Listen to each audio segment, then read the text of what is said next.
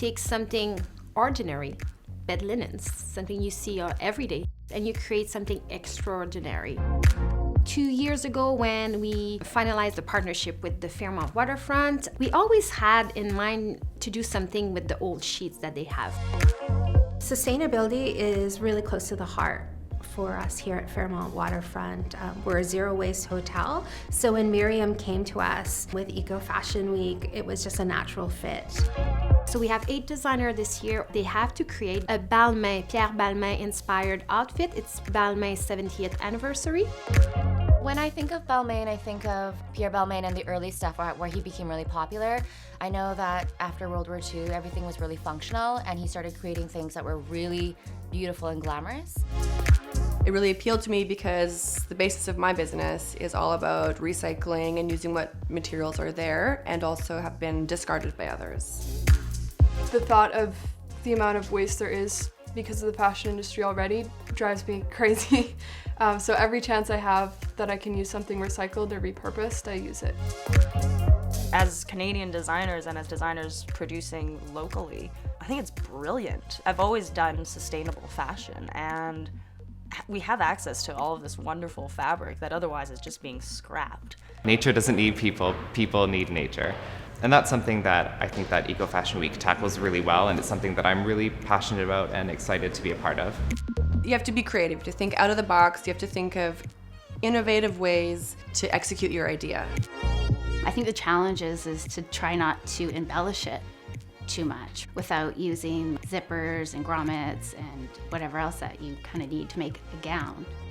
I think volume is definitely going to be a major factor, given that we have so much fabric to play with. Why not? Normally fabric comes in a nice, tidy bolt, and you can really design based on the measurements of it. Whereas when you've got this big sheet, you can really play with architectural shapes a lot more than you can with standard measurements of fabric. I feel like this fabric is what it is. It's a bedsheet, and trying to make it into something that is completely different or especially Balmain worthy is the biggest challenge. Having like this amount of fabric, it was really like it was a no-brainer to just go into an evening wear look. And I've done so many dresses in the past that we have a lot of silhouettes on the books already that were a good starting point. I chose the 1950s because I love the beginning of Balmain era. He had a lot of detail in his designs, and to me that's what distinguishes his gowns.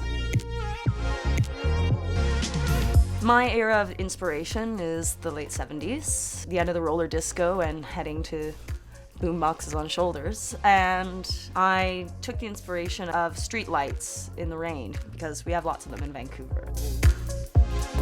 In a project like this, my process generally will be to look at all the inspiration, look at all the stuff Balmain has done, pick my eras, pick the things that are interesting to me, and then really hone in and focus on a few key elements of those areas. For me, I kind of like the minimalistic type, but I also try to bring in some type of like sex appeal almost. And being a woman, I like to show off certain parts of a woman's body that just shows a little bit, you know, and leave something to the imagination.